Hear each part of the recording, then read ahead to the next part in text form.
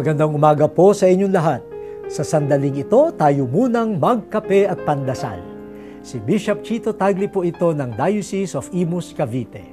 Pagnilayan po natin ngayong umaga, mahalin ang pamilyang kinabibilangan mo.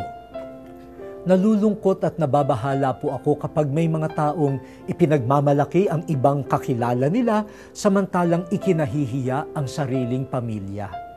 Hindi ko naman ho sinasabing maging bulag tayo sa kapintasan ng ating pamilya o bulag sa kabutihan ng iba. Ibig ko lang hong ipaalaala na ang pamilyang kinabibilangan natin ang kanlungang kaloob ng Diyos upang tayo ay lumago. Kahit maraming kakulangan ang ating pamilya, marapat lamang itong mahalin at pagyamanin. Ganyan din ang turing natin sa ating bansang Pilipinas. Sa tingin natin, lagi na lang mas maganda, mas maayos, mas malinis at mas matiwasay ang ibang bansa at laging masama ang Pilipinas. Uulitin ko po, hindi tayo bulag sa kapintasan natin. Ang tanong ko lang ay, hanggang dyan na lang ba ang ating pagmamahal?